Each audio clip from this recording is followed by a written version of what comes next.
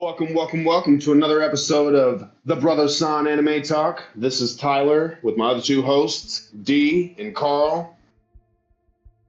I'm Carl, aka Klepto_GG on Twitch and Twitter. Good to see y'all again. What's going on? I am Trey. That's right. I'm going by Trey. I don't like my full name. So, yeah. AKA Love It Man on Twitch and everywhere else. Love it, man. Love Let's it, get this man. thing started.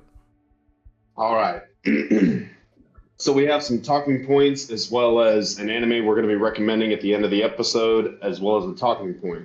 So the first question that we're going to offer, similar to our "What do you think is the best Bankai?" question, is DeAndre found a TikTok, and while we don't critique other content creators, we do critique their opinions. So the stance was offered that a Boruto manga would dog walk Goku in a 1v1 after having just landed on Namek. So we're talking about Goku towards the beginning of the Namek arc versus a peak Boruto manga. No. Correction. It's just I apologize. It's just Namek Goku. It's not the beginning of the arc. It's just Namek Goku. Okay, well, let me rephrase that. In order to give Boruto a fair shot, it would have to be Goku when he just landed on Namek, because Goku was already at a power level of 90,000 when he landed, due to the Zenkai he received after the Saiyan saga, as well as the extensive gravity training he did while aboard the ship that Bulma and her father, Mr. Briefs, Dr. Briefs, prepared. So that's the only chance Boruto has, is when Goku's at 90,000, because the minute, and that's assuming Goku doesn't use Kaioken. But anyway, please, fans, we'd love for y'all to form your own opinion and let us know what you think. And that's Maybe I'm wrong. And that's a shout out to Ken_30055, who I found that from.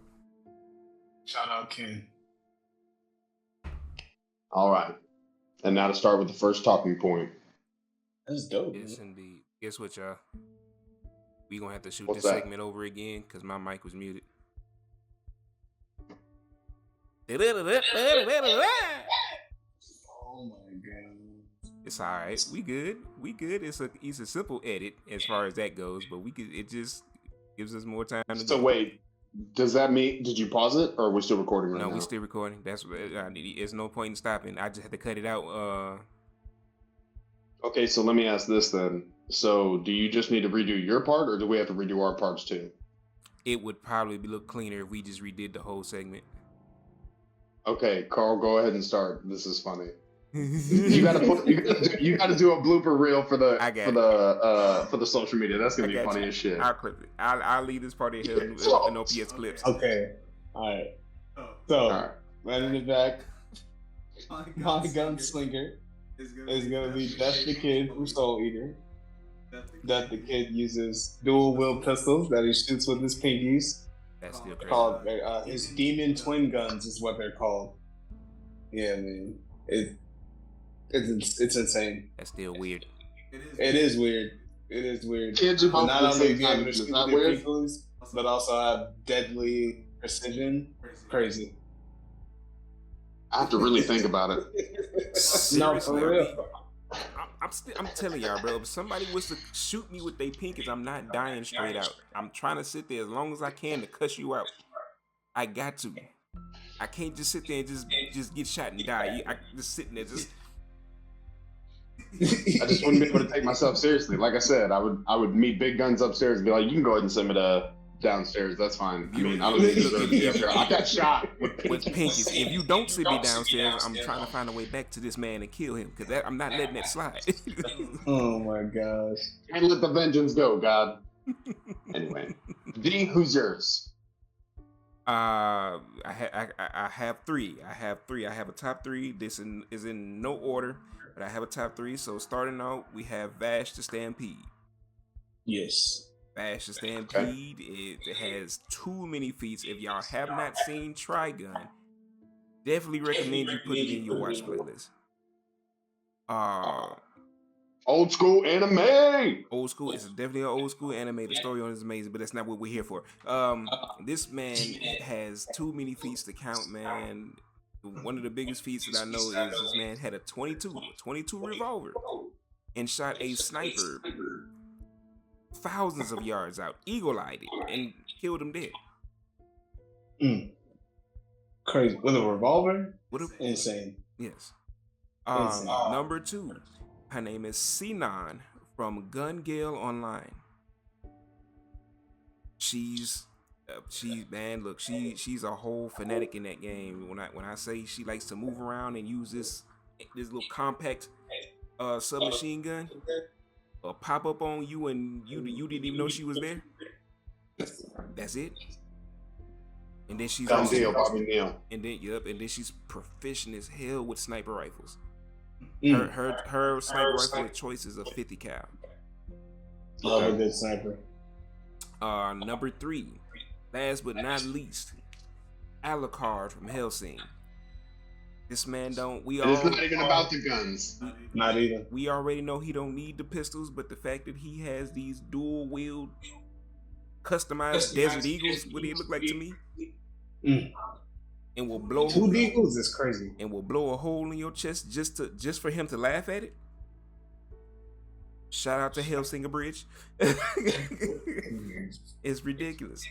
But yeah, those are my 3. All right. So for me, I have a top 3 and then I have 2 runners up. I'm with D. My number 1 pick is Bash the Stampede from Trigun. Too many feats to mention. Just super accurate for being just a regular human with a few minor cybernetic modifications. Nothing done to his brain, so it's all him. It's all off his own brain and his own ability. My number 2 is Yasop from One Piece. Using his observation hockey, he is one of the most deadly men on the planet because the only person who could probably disrupt his observation hockey is his captain, Shanks. Right. And so for that reason, Yasop is, I mean, if he wants you, you're going to get got. Absolutely. Like Van Auger from Blackbeard's crew, get out of here. You're nothing. Nothing. Coming in at number 3, I have Lieutenant Hinawa from Fire Force.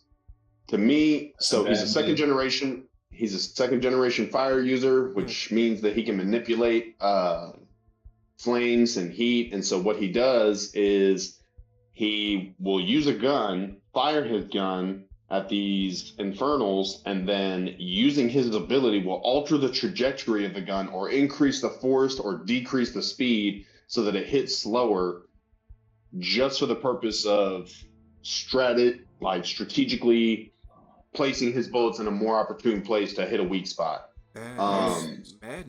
I mean, just thinking on 3-dimensional chess level, if you know what I'm saying. No, for real. My 2 runners up, absolutely. My 2 runners up were Snipe, who's a teacher at UA in My Hero Academia. I know that he uses guns. I believe his quirk has something to do with accuracy with which he fires his guns. But he wears a cowboy hat and wears a metal mask. What's it called? And then as my second runner-up, she's not really a gunslinger, but I still think she's a badass and she uses a rifle, and that's Lady Nagant. She is the predecessor of Hawks, also from My Hero Academia. Lady Nagant can pull pieces of or strands of her hair out, manufacture them into bullets using her quirk, then proceeds to bend her elbow and use her arm as a rifle to then shoot in crazy distances, distances that when compared with actual human feats in our reality are just ridiculous in nature.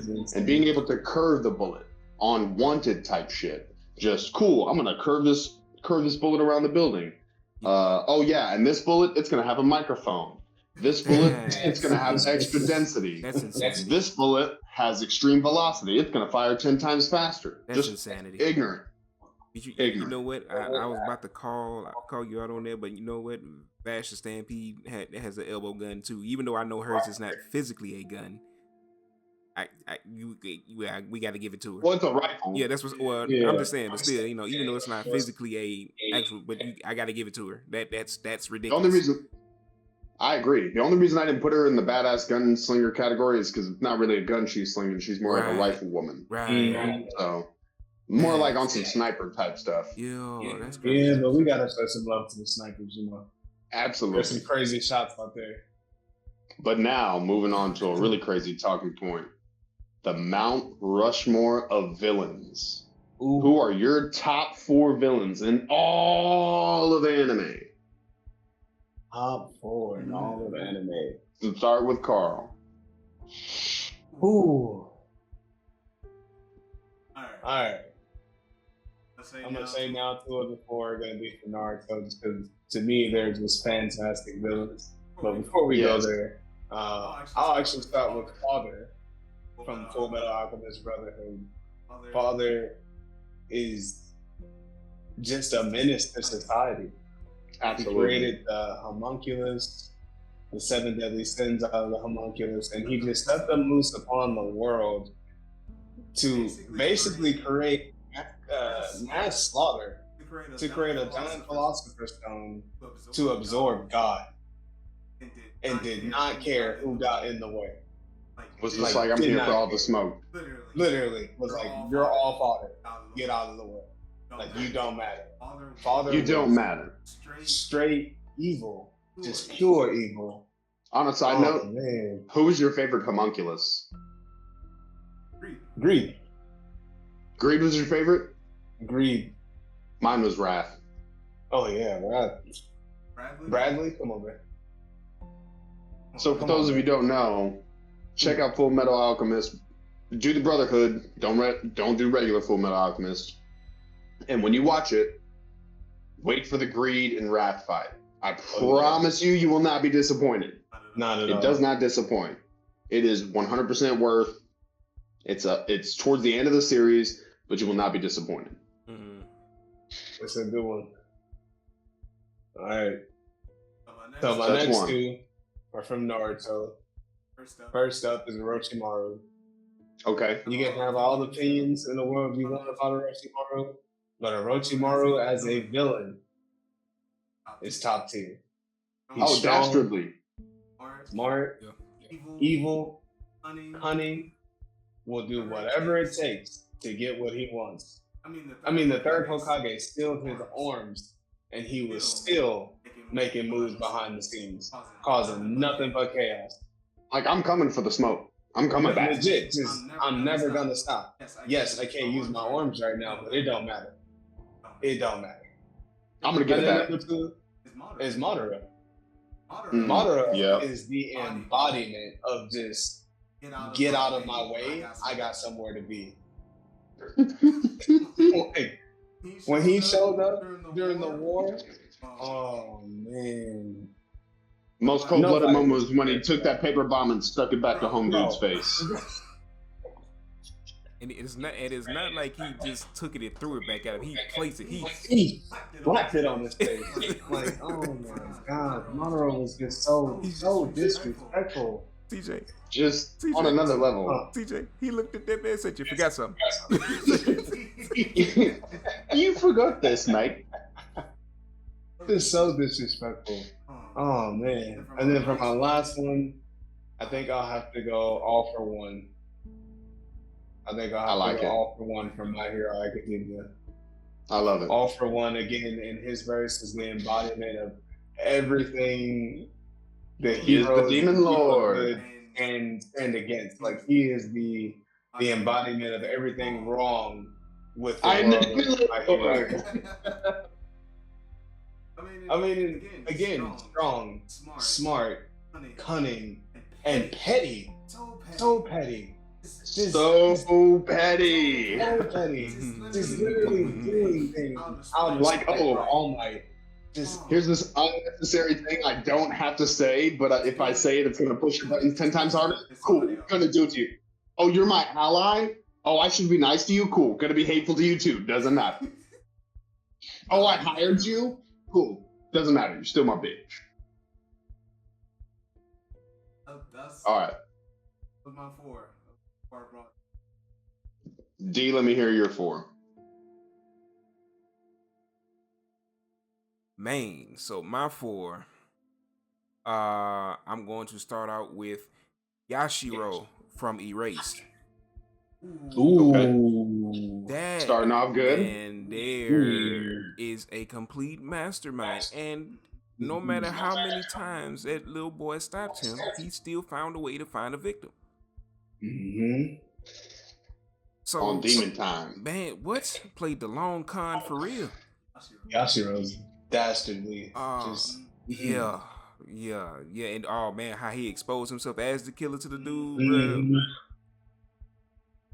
Top tier. He was Erased. playing multiple mind games with them people. Erased is fire. I'll pick that out. Yeah, definitely check out Erased. Number 2, Absolutely. I'm going with Naraku from Inuyasha. Okay.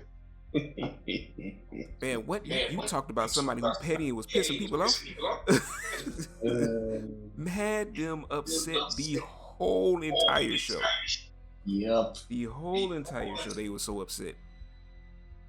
It was, I think they were still upset even when they did the spinoff. Inuyasha, they were still upset. Yes. Yep. Still had some type of feelings, like just Man, number 3, and I'm here to make y'all laugh with this one, but I'm gonna give y'all the reason why I put her here. Oh my god. I think I have a funny feeling I know who he's gonna mention. I'm gonna let you take your guess. I think you're about to mention Rising Shield Hero chick. Oh, no. Oh, that's where I thought his head was going. Okay, cool. Whew. So, all right. As we all stated, y'all need to go also look at Don Da Don as well, because this is where this next villain comes from. Turbo Granny from Don Da Don is one of the I've been hearing some memes about that. One of the most pettiest villains.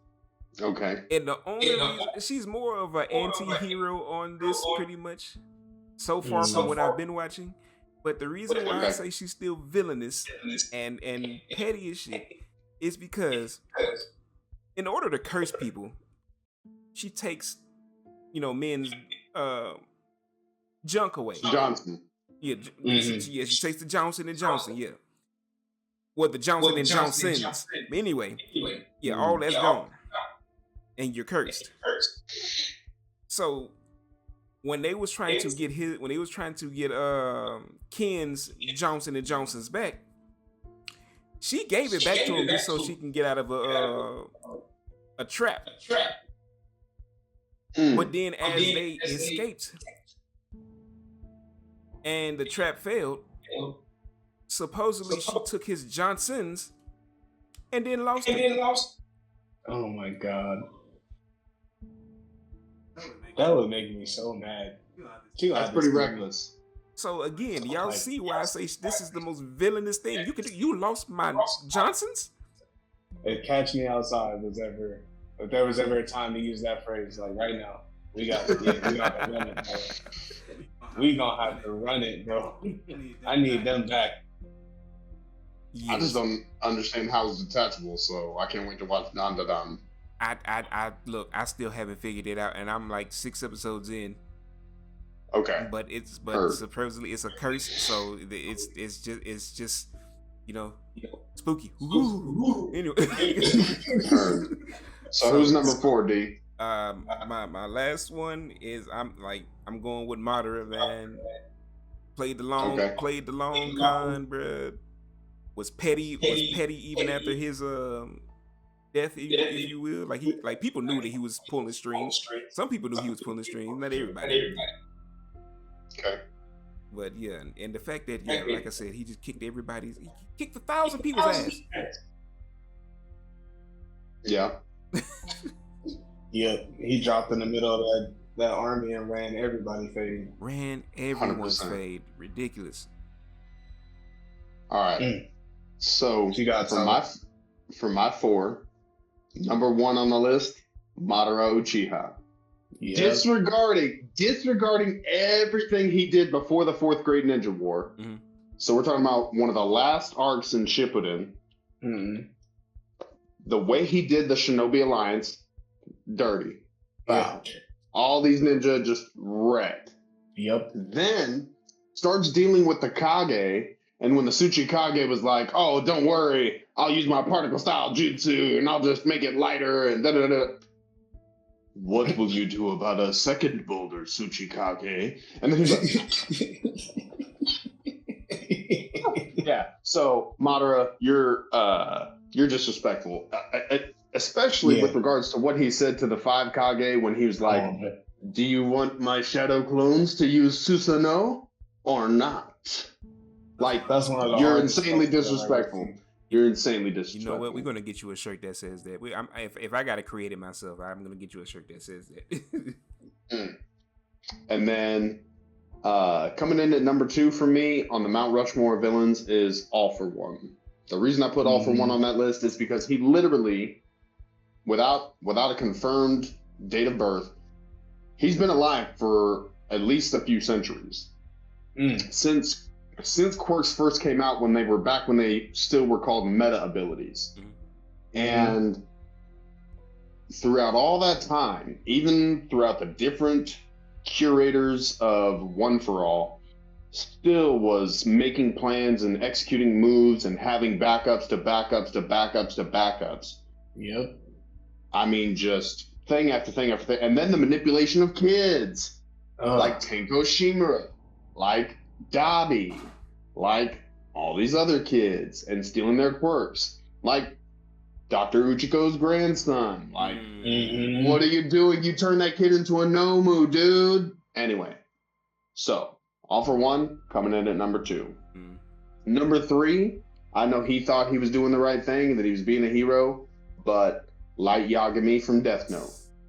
Yes, bro. Light Yagami from Death Note is a perfect example of why human beings do not need that much power. Absolutely. Because once you determine who lives and who dies, you get a god complex and you think that you run it. And I'm sorry, but anybody with that power is going to eventually turn. Yeah. Because absolute power corrupts absolutely. Yeah. Plus, Light Yagami was an absolute menace. I mean, yes, the way he was manipulating things from behind the scenes, and then the way he did L, the way he ended up getting caught, like, with 100% certainty, you're a madman. Light was you're definitely a villain. I don't care what nobody says. Light was definitely a villain. If you don't think Light is a villain, you need to rewatch the show. And then, my favorite genocidal intergalactic emperor, Lord Frieza. Because of all the people I have met, Frieza is so damn petty that even after he died, he was still planning your death, Goku. Like, if that's not petty, I'm training for the next time I see your bitch ass. Like, what? And then to be alive out here cruising the universe after you got revived from the Tournament of Power, and you're like, I'm still beefing. I don't care that it's been 20, 40 years. I'm still beefing. I'm still gonna catch you lacking. Don't walk outside your galaxy, because I'm gonna get that ass. And then proceeds to stumble upon a hyperbolic time chamber on a different planet, trains for 10 years, and then says, "Oh, you're at your peak? Don't worry about it. One shot. You're both back in base. Don't worry about it. No contest." Frieza, you're a menace to society. I'm sorry, you forgetting something to add to that. He's so petty. Man is so petty. He went from powder white to midnight black. And still called them monkeys. Nah, you know what? Frieza for me has always, I feel like Frieza is if Kobe entered the Dragon Ball universe. Oh my gosh. Not Kobe. Tell me I'm wrong. I see it. Purple and gold like the Lakers. I see it. I hate it, but I see it. And then when that man wore suits, he was to the nines. Tell me, Black Frieza doesn't look sharp. I hate it. I'm just saying. I'm not giving it to him. That man don't miss. And you gonna push that game into overtime with Frieza? Come on. Yeah, I'm not giving it to him. Anyway. So that's my Mount Rushmore villains. And now Mount Rushmore, man. Moving on to our next talking point. Strongest human in anime. Strongest human. Carl, let's hear what your thoughts are on the strongest human in all of anime.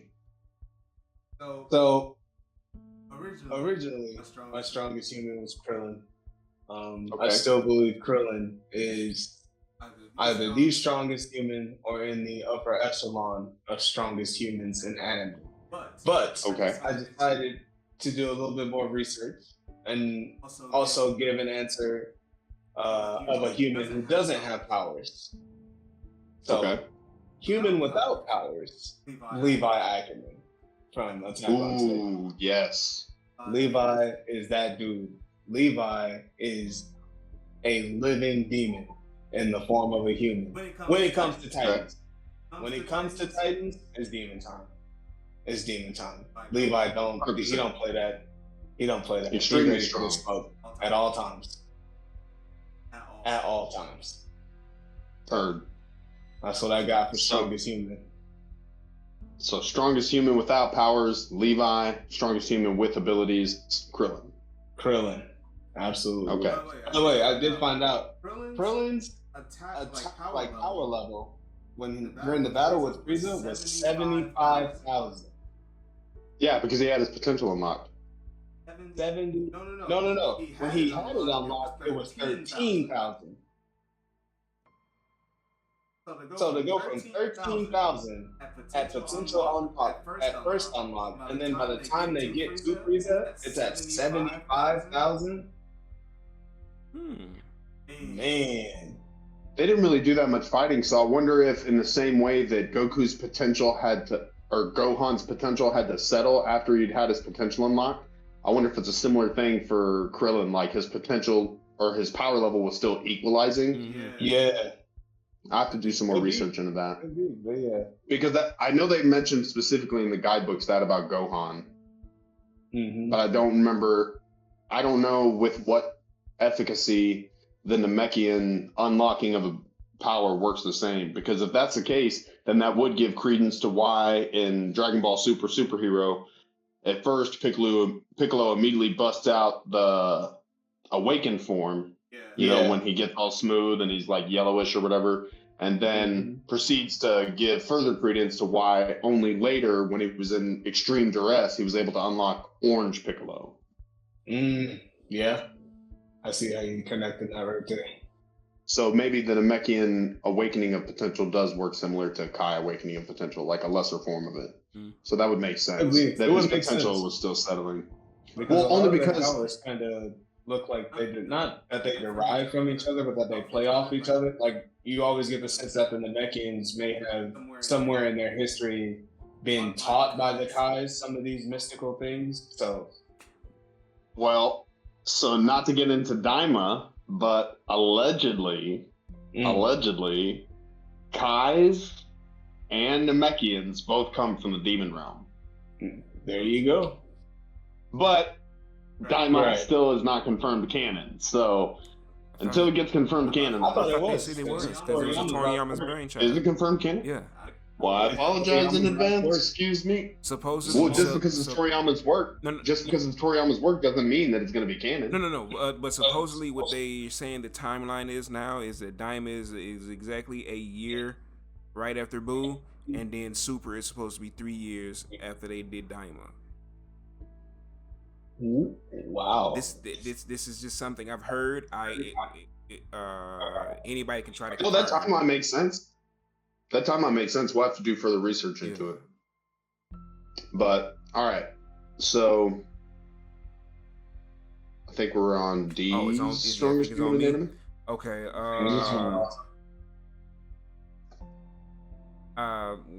The one of them that I'm picking is his name is Rick Galator from the Osan Nubia Adventure. I mean, the man got trained by like the top 4 adventurers in that world.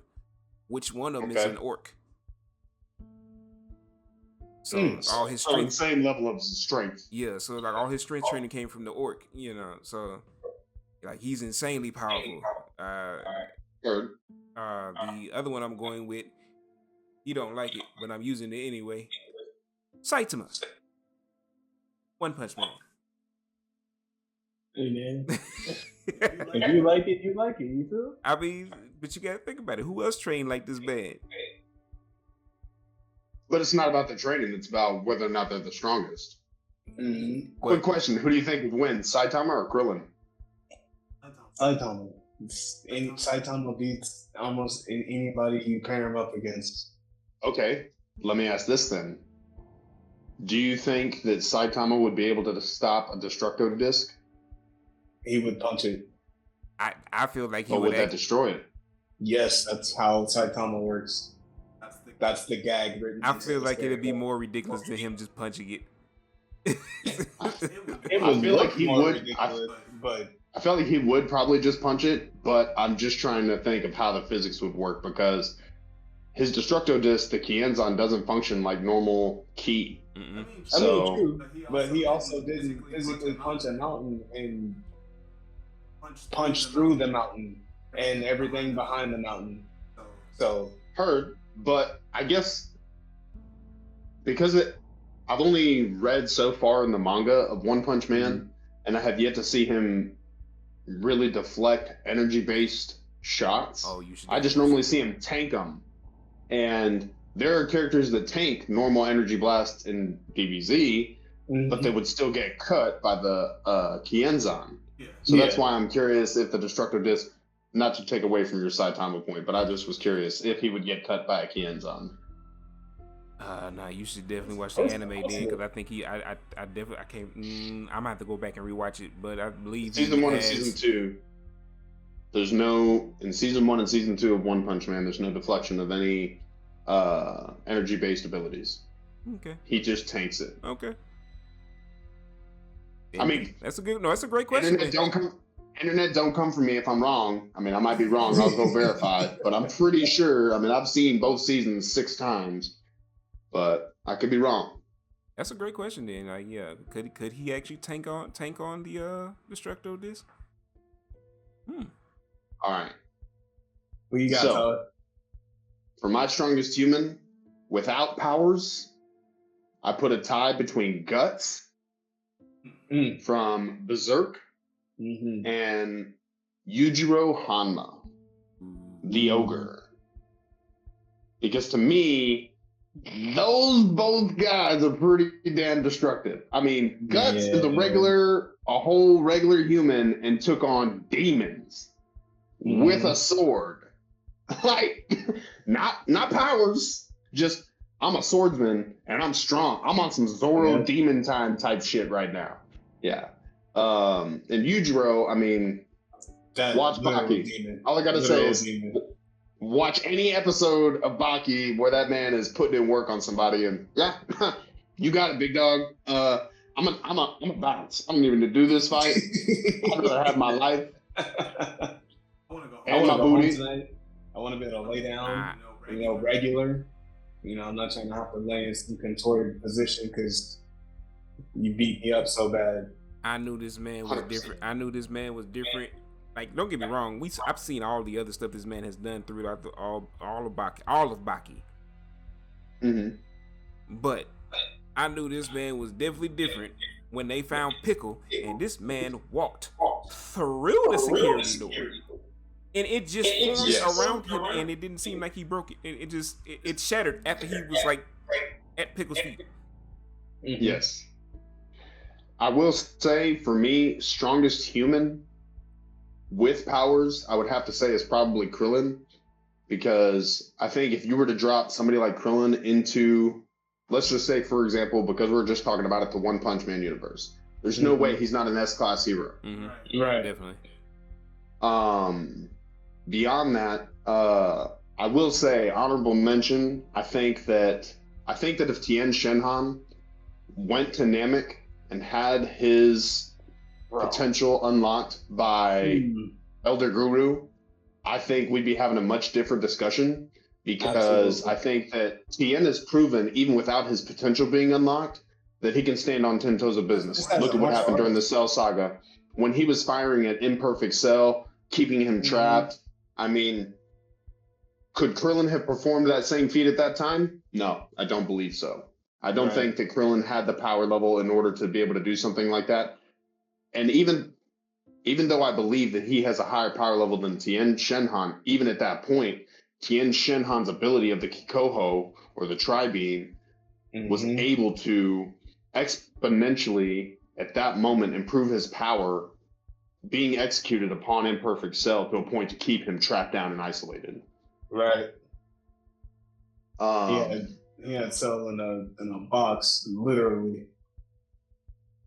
But something I've always wondered, going off on this topic real quick, is I wonder why none of the other Dragon Ball characters have ever tried to pursue otherworldly training. Like, how have we not ever gotten to see just a Yardrat training arc where some of the different DBZ characters like Tien Shinhan, Krillin, not Yamcha because he can go fall in the hole, but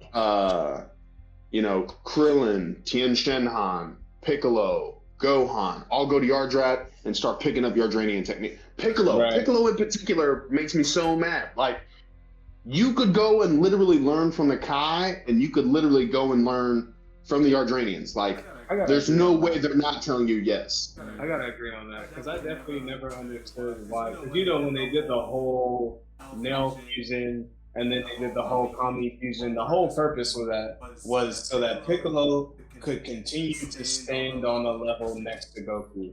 So why did that stop? Why did it take until Dragon Ball Super Superhero for Piccolo to hit a new level, or for Piccolo to hit a new form? I would have been okay. I mean, I'm wrong. I'm okay with the new form. I personally like that Piccolo finally getting some new power up for this new era of Dragon Ball that they're stepping into. But I gotta agree. I definitely would have loved to see Piccolo continue to stay on par with Goku and continue to level up as they have. Well, I think it would just be cool, even if they're not even at the same power level. Like, cool, you want to make Goku Golden MC, he's the most powerful, cool, whatever, great. But give the other character, like, you've already built this world. The world is, like, don't get me wrong, getting to see Goku and Vegeta, and I know the original question was strongest human in anime, but let me just finish making this one point. In that, Dragon Ball Super is cool and great, and then we get to see Goku and Vegeta and these other characters do some amazing fighting. I mean, Tournament of Power, getting to see the different characters all get to play. That's why I think Tournament of Power was such a great arc, is because it returned and got to see so many of the early Dragon Ball characters get to relive their former glory and do something. Yes, and it's kind of what I would like to see out of Daima, since we haven't been able to get it out of Super. But within the events of Super, I think we'll get to eat good during the Moro arc, because you do get to see a lot of the other characters do fighting. And so I think it'll be a return to almost kind of Tournament of Power vibes, with a slight Cell/Boo saga kind of tinge to it, in that you have a magic user as well as somebody who can regenerate. I mean, I think it's going to be, or absorbing abilities, I should say. I think it'll make for good stuff. We'll get to eat. Can't wait for it to come back. Definitely going back to the original tangent, though, I wish that the other Dragon Ball characters would get off their lazy asses and go get some other techniques. Like, why doesn't somebody else get the Kaioken? Krillin, come on, man. Go to King Kai. Go ask Dende, hey, man, can you hook me up? Can I go see King Yama so I can get permission to go to see King Kai? I mean, I've helped Goku save the world, bro. Right. There's got to be some strings they can pull. Yeah. Or here's a wicked thought. Get one of the humans to go train with Whis. Oh. But doesn't Whis have to deem them worthy, though? Yeah. No, Beerus doesn't allow people on his planet. It's not really Whis' decision. Whis could be bribed with food. They can't be by Huh? Well, Beerus is asleep. You can bribe Whis. Yeah, That's true. that's true. And all you got to do is put me into your little shadow dimension staff, and Beerus won't even know I'm there. And I'll get to train forever. So I think he would have to ask Whis. I don't think he'd be able to sense them within Whis' staff. Because when they were having problems the first time around and were running out of food, Beerus wasn't aware of it. True. And then they ate all his pizza. But, all right, getting back on topic. Most broken Mangekyo Sharingan ability, in your opinion? Ooh. Started off with Carl. Most broken Sharingan, Mangekyo Sharingan ability, to me, without question, is Madara Uchiha. And just to give you all a rundown on what his Mangekyo ability is, it is time manipulation. Madara uses his right eye to memorize and record the movements of his opponent's attacks, and with his left eye, he can rewind time and negate penalty. There is no statement on how many times he can do that. So essentially, he not untouchable, but just a little bit. As long as he has the chakra output to back it up, absolutely, I would agree. Just a little bit. And the crazy part to me about that is that all works simultaneously, doesn't it? It's not like he has to look with you with one or the other eye. It's all simultaneously. It's instant. That's what I'm saying. It's all simultaneously. Like you can do both at one time. Mm-hmm. Yep. That's ridiculous. All right, dude. You don't know it. That's the most broken to me. So yes, I am going to hang my head low in shame because I tried to do a lot of research on this but could not find proper information.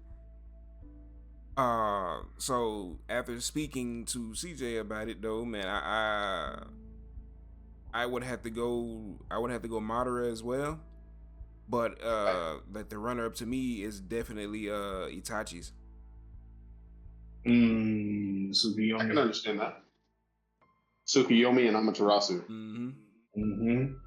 Because each eye has a different ability, right? Yes. Okay. Most of the time. All right.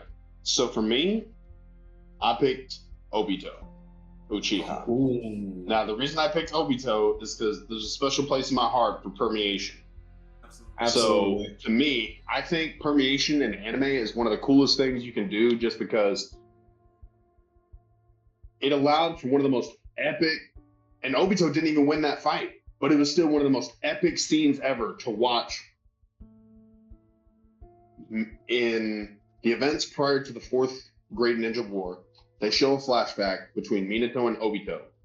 And Minato is fighting Obito during the events when the Nine Tails stormed the village. And as that's happening, Minato throws a flying Raijin dagger, or kunai, excuse me, towards Obito. It goes through his head because of the permeation. At the same time, Minato's charging a Rasengan. As soon as the dagger makes it out the back of Obito's head, bing, teleports Rasengan to the back. And Obito is not a weak fighter. Like, we're not talking about a pushover here. We're talking about that guy. Like, you became the Ten Tails Jinchuriki. Like, you're not weak by any means. But Minato is the Yellow Flash, and you better put some respect on that name. That flying right being level 2, man. But the permeation making that scene possible was so cool. And getting to see Kamui, like getting to see Kakashi use it, and then getting to see Obito use it to a greater extent, I really think it was phenomenally animated. It's a cool ability, and I can honestly see myself using permeation in real life. Like, walking through walls? Yes, absolutely. Oh, you're going to shoot me? Cool. Doesn't matter. Bullets don't hit me. Yeah, Permeate. and both of his eyes led to one of the coolest Susanos we've ever seen. Not only one of the coolest Susanos we've ever seen, but one of the craziest Susano abilities we've ever seen. Kamui Shuriken is the most busted thing I've ever seen in my life. It is absolutely insane. You mean tell me I can throw lightning shuriken at you at the speed of God knows what, at the size of God knows what, and I can make it disappear and reappear when I wanted to. What? Insane. Insane. Ooh. All right. Last talking point of the pod. One character in all of anime, you can have all of their characteristics or some of their characteristics, but you can only pick one character. Who do you pick? Man. This one was going to be my mention for strongest human, but I didn't know if he still qualified. So, D, do you want to go start us off? Because I think Carl said something about going last. Yeah, I want to go last on this one. Yeah, hold on. I'm just trying to get the character's name real quick. Okay. I can go first. Yeah, go for it. Start us off, Tyler. All right. So, my character is from Solo Leveling, and I choose that of Sung Jinwoo. The reason I choose Sung Jinwoo is because he's the only hunter who can level up. Yeah. He levels up through combat. He does daily quests and receives rewards based on those daily quests. And the daily quest is 100 push-ups, 100 sit-ups, and a 10-kilometer run. Basically on a Saitama workout, essentially. Yep. Every day. And to me, more motivation for me to work out. I'm going to invest all my points into strength and agility and intellect. Well, I'm going to invest my points in everything. I'm just going to be that guy. I'm just going to walk around. Hey, I know I was nothing yesterday, but I'm a class S hero today. If you didn't know, hey, yeah, class S hunter. Oh, man, walking around, I have daggers. I got daggers. I'm going to stab you with my daggers. You won't see me because I'm in step. Hey, yo. That stuff is crazy, though. And then after I kill you, I'm going to make you rise up as a dead soldier of mine. Just so you know. Oof. Get wrecked. I'd be a one-man army. In all reality. Disrespect. Done deal. Disrespect. And then, you thought you were gonna hit me? Get out of here. All right. G, go ahead. All right, so I have two I can choose from. I might need y'all to help me with the name of one character, but the first one I'm going with is from I think the name of the show is Tsukamichi Moonlight Fantasy. Moonlit Fantasy. I'm going with Makoto Misumi. This man is pretty much just a human version of Rimuru. A complete human version of Rimuru, pretty much. I would embody Rimuru from what anime? Rimuru from Reincarnated into a Slime. All right. So I would embody. I would just want all his skill sets, powers and skill sets. I don't want to look like the dude because he doesn't fare too well. I'm a solid 7.5. I don't want to downgrade. So for clarification, the reason why you said that is because in that universe, the goddess who gave Makoto his powers made him ugly. Just made his features and his appearance to other humans in that world just look like that of somebody who's non-human or is just too fugly to be a human. So, but he's has ridiculous magic output. Very deep magic reserves, lots of power. Yeah. And so runner up is Shangri-La Frontier. And for some reason the main character, he was on the tip of my tongue, but the main character's name is Sanraku. So there we go. Sanraku. I would embody his technically the way he exists in the game. Yeah. The way he exists in the game. I mean, which technically we still bring that to life anyway. I mean, bring that to the real world, to the VR headset, and I'm in the game. I mean, yeah, but would you rather be the guy in real life, or would you rather be Sanraku? Sanraku. Oh, okay. That's just cool. figured to make that distinction. Yeah, that is pretty cool. That's cool. Some Rakuguns have some really cool abilities as well as some awesome weapons, so I agree. He does. Also, new episode streaming of Shangri-La Frontier on Crunchyroll right now. Season 2 is out. I think they're Yes, sir. 6 or 7 episodes deep right now. I gotta go catch up. Okay, cool. Okay. It's all in that sub trash. No, I'm just kidding.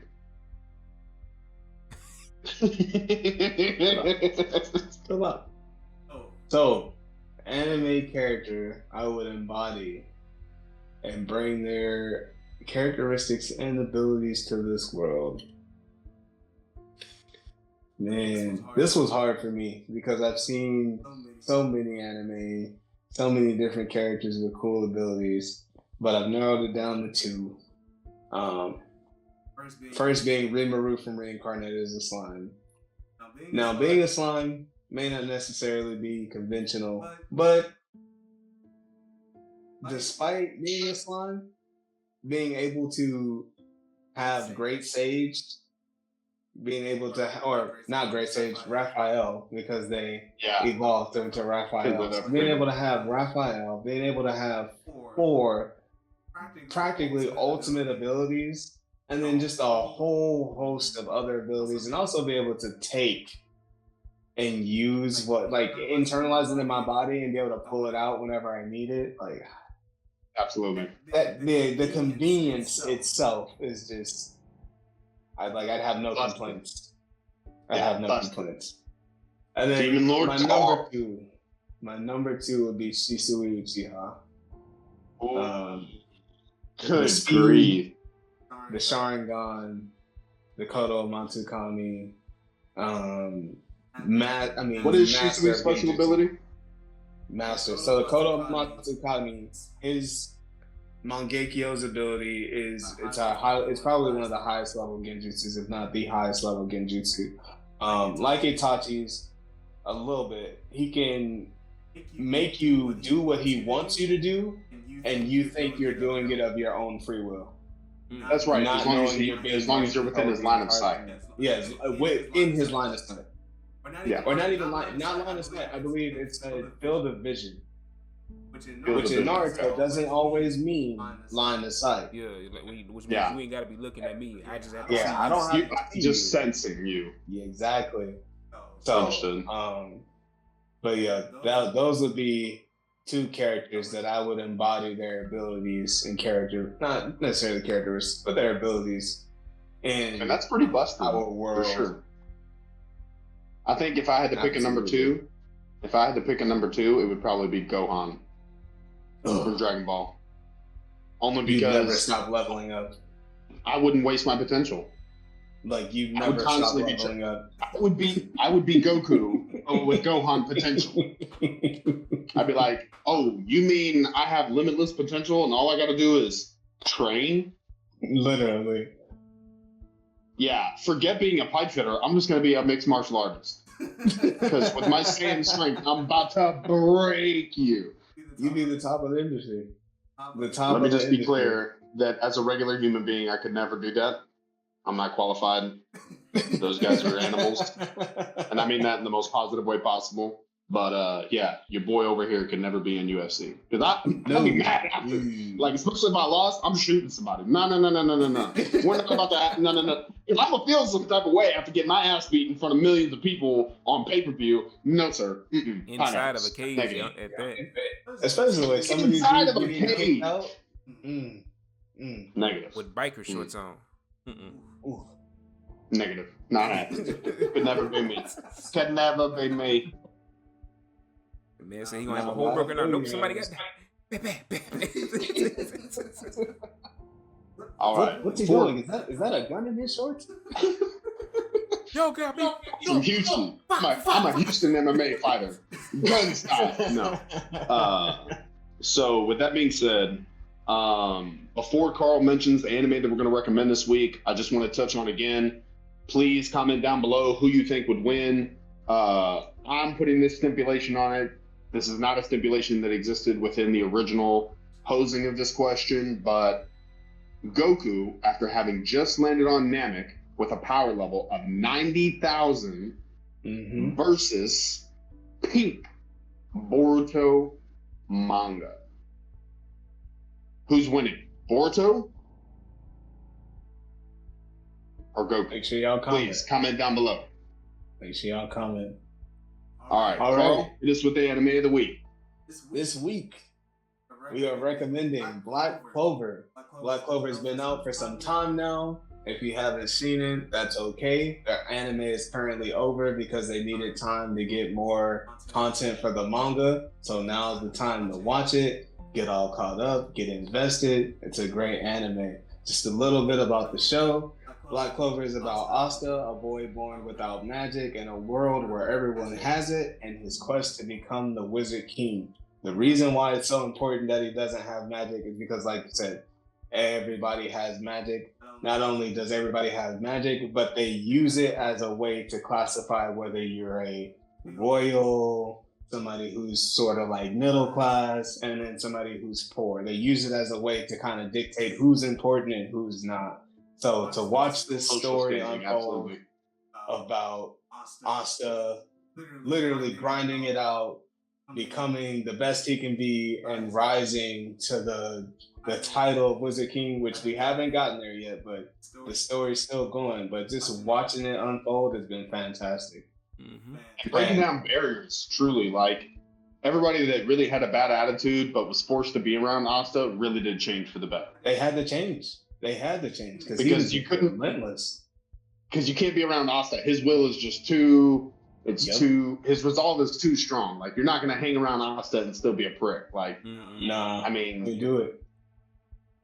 Can't do it. Because he's just gonna rub off on that optimism. You're just gonna get it rubbed off on you. And like I've mentioned before, to me this show is a great mixture of fairy tale like meets Naruto, pretty much. So if y'all are definitely fans of both of those shows, or have watched them, y'all are definitely I definitely believe y'all like Black Clover. I think I found love for Black Clover in the just Asta's mentality of I'm never giving up. Yeah. Like, it doesn't matter what happens, you could kill me and I'm gonna walk it off. Like, it doesn't matter what you do, I'm coming back for more. He just ain't got no quit in him, man. He literally embodies to me what shonen is all about. Like, you don't start out the strongest, you don't start out the smartest, but you just grind. You grind and you grind and you grind until you get to the place where you want to be. And then even when you get to that place, you're still not satisfied. Why? Because still there's hungry for always more. Another step. There's always another step. So please go enjoy Black Clover. It is on Netflix. You can find it on Crunchyroll. I'm not sure if it's still on Hulu or not. Okay, it is still on Hulu. Okay, so you can watch it on Hulu, Netflix, or Crunchyroll. And it is English dubbed. It is English dubbed. If you do not want to watch, go watch it dubbed. Don't watch the sub. Watch both and turn the subtitles on. Watch how y'all want to watch. That's what I'm gonna say. Absolutely. Watch how you want to watch, but don't watch the sub. Watch the dub. Just watch both and turn the captures on. For real. Negative.